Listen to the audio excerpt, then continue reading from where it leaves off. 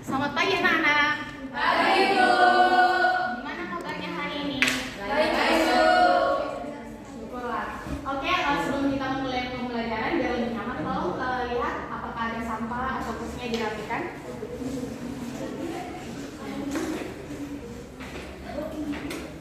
Oke, baik. Terima kasih kepada ketua kelas. Tolong dikasih persiapan sebelum memulai pembelajaran. Diri.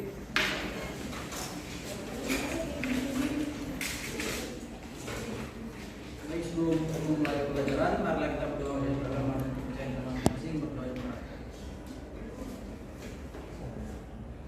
Doa mulai. Kepada Ibu Guru ucapkan selamat pagi. Selamat pagi, Ibu. Baiklah, selamat pagi. Silakan duduk. Ya, kepada sekretaris, siapa yang telah hadir? Hadir semua, Bu. Baiklah, terima kasih kalian semua hadir. Baiklah, sebelum mulai pembelajaran, Ibu akan kasih motivasi, yaitu kamu tidak harus menjadi hebat untuk memulai, tapi kamu harus memulai untuk kamu bisa menjadi hebat. Indikator pembelajaran sebelumnya, kita kan pertemuan minggu lalu sudah mempelajari pengertian bisnis retail. Jadi kepada siswa-siswi sekalian, apakah ada yang masih ingat apa itu bisnis retail? Saya, Bu. Baiklah, kepada Katri. Jadi, Bu, pada dasarnya bisnis retail itu adalah bisnis yang melibatkan penjualan barang atau jasa kepada konsumen dalam jumlah satuan atau eceran. Konsumen yang membeli produk atau jasa secara eceran itu bertujuan untuk mengkomunikasikan atau menggunakannya secara pribadi dan tidak menjualnya kembali, Bu. Baiklah, terima kasih. Itu betul sekali kepada siswa-siswi sekalian. Silakan beri aplaus kepada Katri.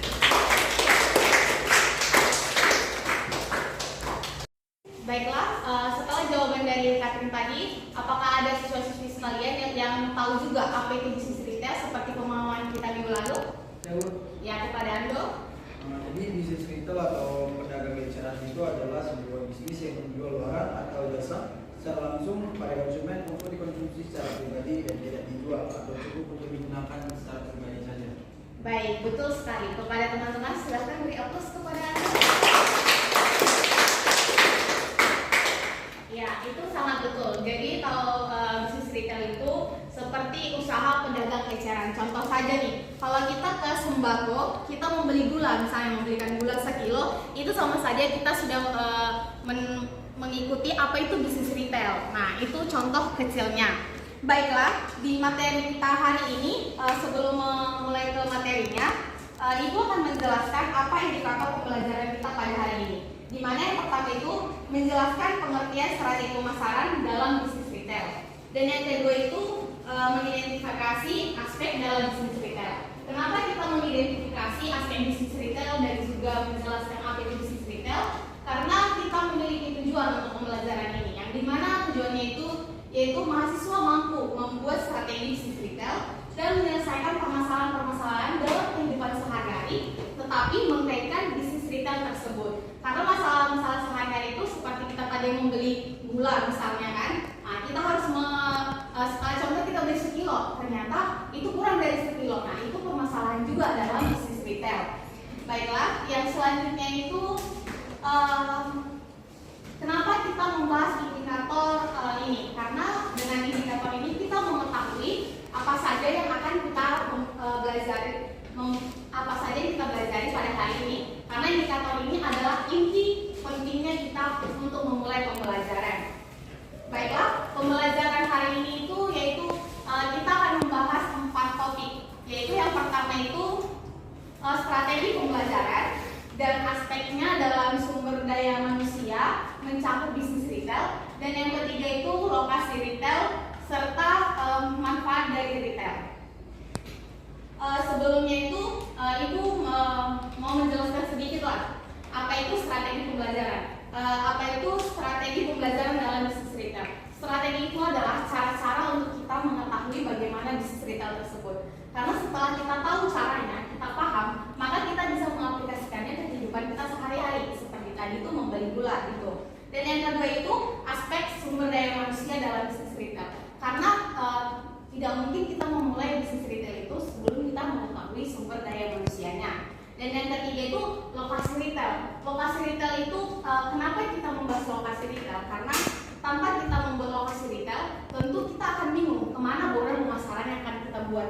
Jadi kita harus membuat lokasi retail yang seperti contoh nih, lokasinya kita buat di mana? Gak mungkin kan kita buat di gang kecil gitu, tapi kita mendirikan suatu Indomaret. Tentu tidak ada bauran pemasarannya. Pasti kita akan kekurangan modal kita tidak balik, profit kita tidak mungkin ada. Karena di gang sendiri pastinya belum tentu banyak pembelinya. Nah, setelah dari situ, Ibu mau bertanya kepada mahasiswa sekalian, apakah ada yang tahu tentang strategi bisnis retail secara rinci seperti yang kita sudah bahas tadi? Baiklah, kepada Beatrix saya persilakan. Konsep retail yang pertama memiliki tempat usaha yang tepat, kemudian menyediakan produk sesuai dengan kebutuhan konsumen. Yang ketiga menentukan harga jual dan terakhir memberikan pelayanan yang tepat. Baiklah, terima kasih betul sekali kepada siswa-siswi sekalian. Silakan beri aplaus kepada Beatrix. Nah, selanjutnya itu ada lokasi retail. Nah, kan tadi sudah kita jelaskan apa itu lokasi retail dan sudah kita bahas. Kepada siswa-siswi sekalian, apakah ada yang mengingat pembahasan kita tadi tentang lokasi retail itu seperti apa? Saya Bu. Oke, kepada Yolanda. Jadi Bu, ada 3 lokasi dasar yang dipilih oleh retail Bu. Yang pertama itu pusat perbelanjaan, yang kedua lokasi di kota besar atau tempat di tengah kota, yang ketiga freestanding atau bebas Bu. Ya, betul sekali. Itu sangat betul pemaparannya seperti yang kita bahas tadi. Kepada siswa sekalian, silakan beri aplaus kepada Yolanda.